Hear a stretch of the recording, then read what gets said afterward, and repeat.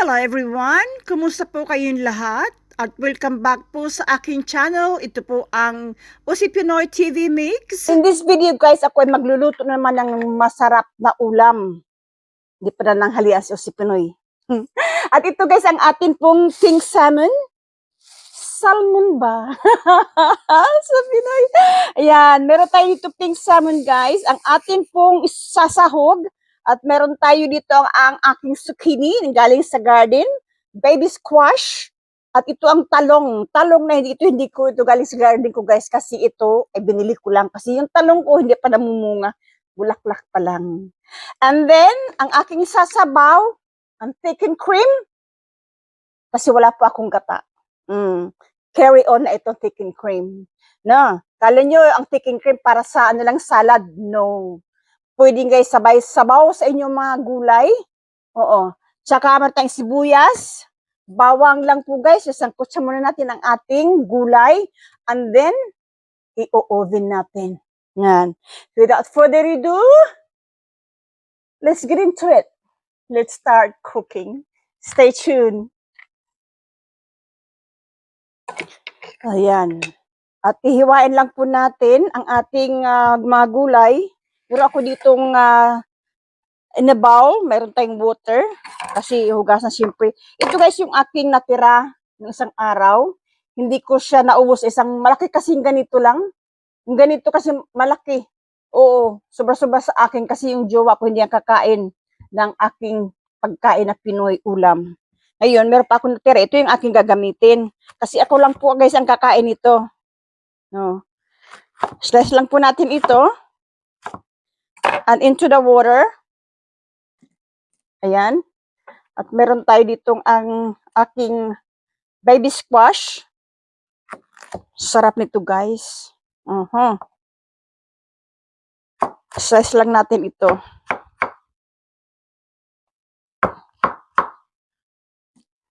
Gulay pa lang guys. Sa aking gulay lang okay na ako eh. Pero ito, siguradong hanggang bukas pa itong aking ulam. Sino kumakain ng repeat? Ito din talong ko na ito, kalahati din lang ito. Kasi, hindi kaya ubusin yung si Pinoy as ang ano. Ayan. Maghihiwa tayo ng ating vegetables.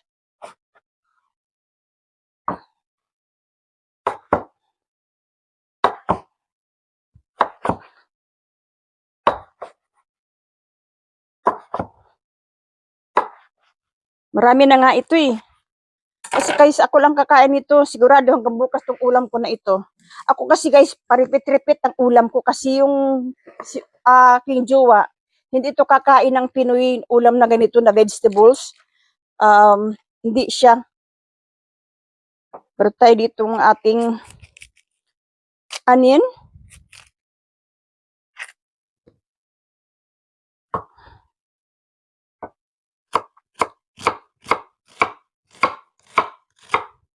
Ang gagamitin ko guys na ano is ang aking garlic paste. Kasi naubos na yung aking fresh garlic. Ayan. Hugasan natin ito kasi ito ay ating sasangkot siya natin ito. Ito lang muna. Oil in the pan. Ang gamit ko guys, olive oil. Mainit ng ating kawali. Gagamit din po ako guys ng butter. Optional guys ang butter ha. Kasi ako mas gusto ko pag may butter. Kasi malinamnam. Oops. Yan, may butter tayo.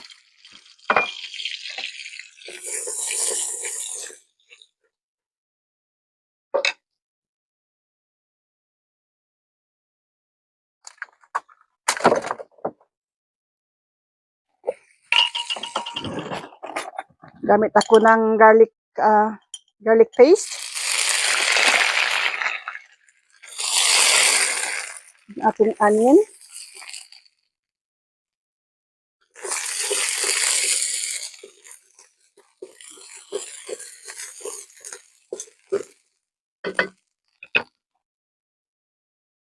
Tapos nandito pa yung ating gulay.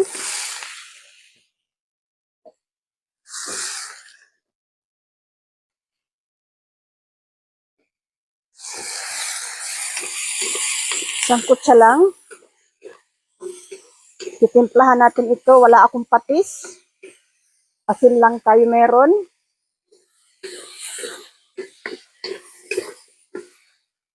Paminta.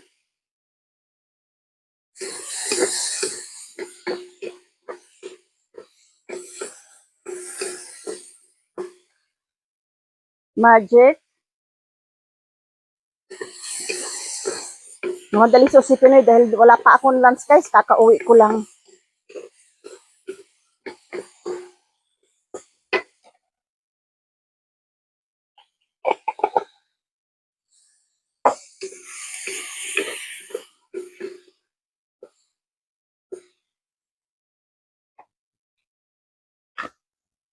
Saka lagyan natin ng kalahating cup na hot water.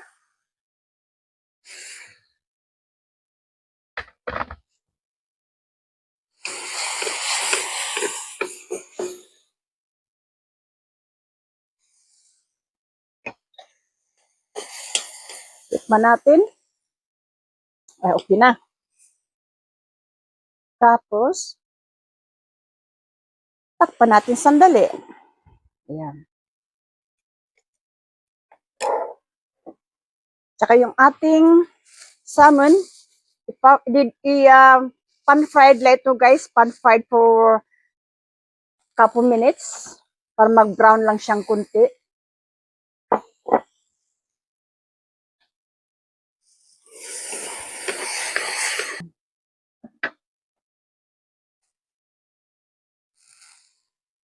Yung ating salmon, lalagyan lang itong kunting asin, kunti lang.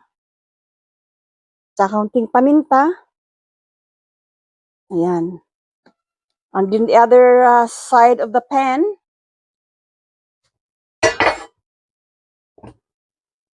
pan-fried lang ito, just a small oil.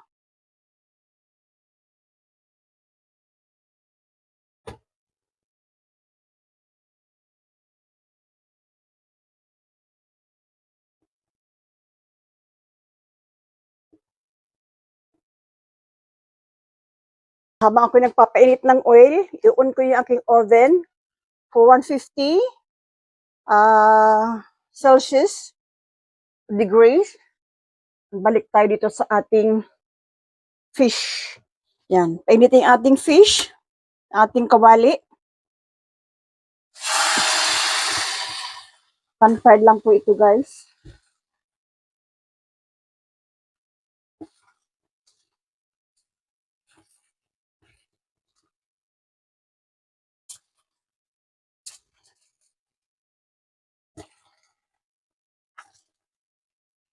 Olive oil. Kung meron kayong mixed herbs, pwede lagyan ng mixed herbs.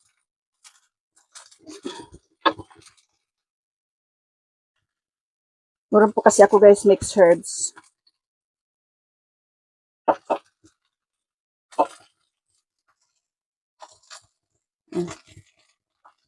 Natin si babaw.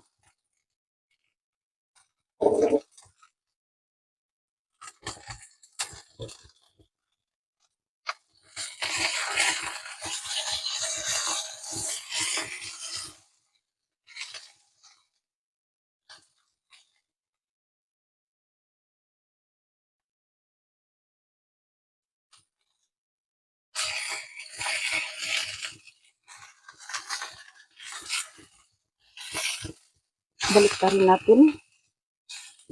Yan.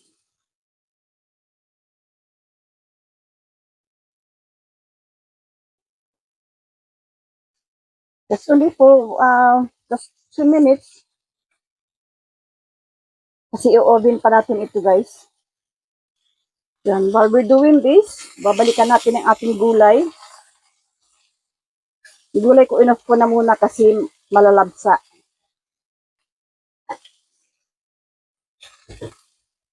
Yan. Dito na po tayo sa ating gulay. Ito isasalin ko sa baking dish. Ayan. Mamaya, ipakita ko sa inyo, guys. Salmon.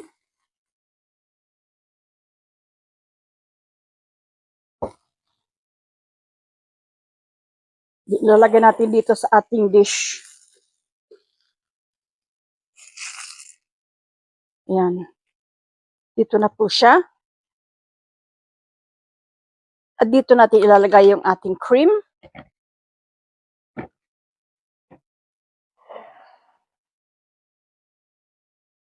Yun na kailangan ng asin dahil meron tayong asin. Ayan. Lagyan natin ang ating cream. Tama na po yan. And then into the oven.